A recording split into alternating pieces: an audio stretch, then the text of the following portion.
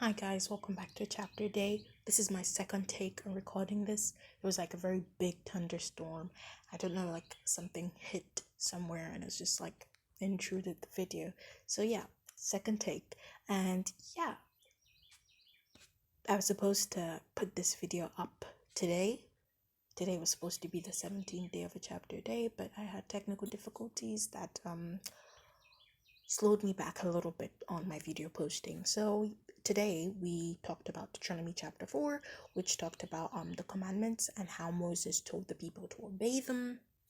And yeah, it doesn't actually list the commandments, but it just gives us a follow-up on how the process of the commandments happen, because it's a pretty interesting process. So at first, the Israelites and Moses were on Mount Horeb, and God showed himself in the midst of fire.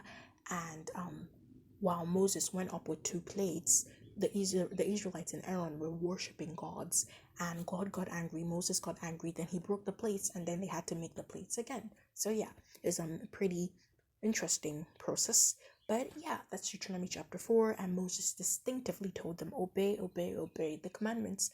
And now in this chapter, Deuteronomy chapter 5, we'll actually be looking at the commandments. I can't wait to talk about the 10 commandments. So this chapter has 33 verses, pretty long, but very interesting teachings and morals. So yeah, the 10 commandments. Let's start with the first one. You shall have no gods before me. So before we go on with that, I would just like to say, to think that in Deuteronomy chapter 4, God told the Israelites, generations after you will not believe in my existence, will not worship me, but will rather worship gods from graven images that have physical forms, because generations after the Israelites didn't see the wonders of God, didn't see the miracles of God. So God told them that they might not be, they won't believe me. They won't believe in my existence.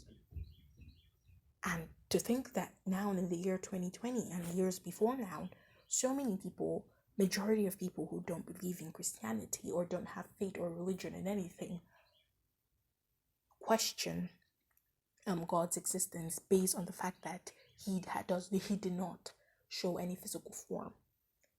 And to think God told the Israelites millions and millions of years ago that people and generations before him won't believe him for the same reason. I find that very intriguing. And the next is, you shall not make idols. Idolatry. It's something that people just sway away with. You shall not take the name of the Lord your God in vain. The verse says here that God will count you accountable for messing with his name or swearing with his name or just playing with his name, because he is powerful. You shall remember the Sabbath day and keep it holy. So I feel like this is something that I'm always so confused of. I feel like philosophy.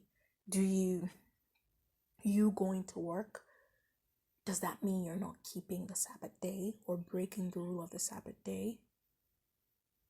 Then you going to church and then going to work on a Sunday, do you break it? I don't know. What's your thoughts on that? And next says, honor your father and honor your mother, for your life and your days on earth shall be prolonged. As something my mom always tells me, she's like, I would never say anything bad to you. I will never curse you, because your destiny, as much as you pray, depends on my heart. That's my mom's heart. And sincerely, I think it's true. Well, I believe it's true because, how she feels towards me really depends on how much and how far I would go in life. And yeah, we need to respect our parents. And I won't say it's easy. Nowadays, like few months, the past 3 months, my prayers to God have just been, help me to be a better daughter, help me to be more tolerant and be more patient with my mom, because there are times, I will admit, that I'm just like, how on earth is this happening? The times where I just want to pop like boop. But I blame it on puberty. Sometimes I blame it on my character. But sincerely, I just pray and hope to God to help me be better. And this strolls back to what I wanted to talk about in the previous video, Deuteronomy chapter 4, which I could not talk about because I didn't even understand that. I didn't even acknowledge that the video had gone up to like 13 minutes. I'm really sorry if anybody thought the video was too long, but Deuteronomy chapter 4 had so many morals and so many teachings that I could not just hold myself. I couldn't control myself from talking that much. But yeah, Anger. Anger is a very, very confusing and highly intrigued sin. I mean, the most pure state of anger for me personally, in my perspectives, comes from loved ones. So if a loved one emotionally takes you to your dark and twisty place, or the person hurts you intentionally, the person hurts you intentionally or unintentionally, when you get angry, it's a very pure state of anger during that moment, because you look at that person and you expect that person to give you all the love in this world, and the person shouldn't hurt you. The person doesn't have any right to hurt you. There's some topics and there's some cases, or there's some situations that, when people say them, and I know sometimes when they do these things, they don't, intentionally, you know aim to hurt me, but when they do it, I'm just like, you can't just hurt someone like that. And especially if you've made progress from your dark and twisty side, you've made progress to being a better person, you love where you're being now, you love your relationship with God, you love how life is turning out for you, and then someone, sometimes, majority of the times, unintentionally, just hurts you with the words that they say, and they don't acknowledge the magnitude of those words. It's just so sad. And sincerely, I just pray to God that, anytime, anybody unintentionally or intentionally hurts me, and I go back to that place that I don't want to be, that place that I've progressed out of my life, I just want him to give me the ability to turn to his words. Like I said, I feel like 3 chapters ago, or 3 days ago rather, I'm now talking in chapters. 3 days ago, you know, emotionally, I was just like a mess. I really needed God's help. At first, I cried for a little while, and then, like 10 minutes afterwards, I was like, why am I crying? My tears can help me. I took up the Bible and I read, and I tell you, 5 minutes after I read my Bible, what I was crying for immediately dismissed. Like, I literally got an email on my computer. I was like, what? Immediately, I just thanked God. So, yeah, I prayed to him, to help me turn to his words in my emotional times, in my times of crisis, in my times of tribulation, in my times of, breakdown, emotionally, psychologically. I just want to turn to God for help, because God is the one person that he will never intentionally or unintentionally harm his people who are accepting of him and love him from their hearts and their soul. So yeah, that was just something I needed to pass by. You shall not murder. This is something morally you should not be doing. The Bible also says you should not be doing that. You shall not commit adultery.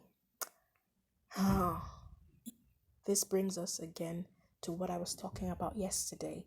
I mean, not yet. I keep on saying yesterday because I should have posted Deuteronomy chapter 4 yesterday. But this is what I talked about in the chapter before, where I said, do you think that the change that is happening in society is being added to our moral standards? It's changing our moral standards. Or do you think it is changing the commandments? Because God says, do not add or do not take from my words. Do not add or take from my words. And do you think that the change that is happening, we're just changing our moral standards? Or do you think we're changing our commandments? Because I don't know. I'm still growing up. I don't know anything about adultery. And do you think it's good? Do you think it's bad? I don't think it's good, but there's some circumstances. It's such a confusing and crucial topic. You shall not steal. This is something you should not be doing. You shall not bear false witness against your neighbor.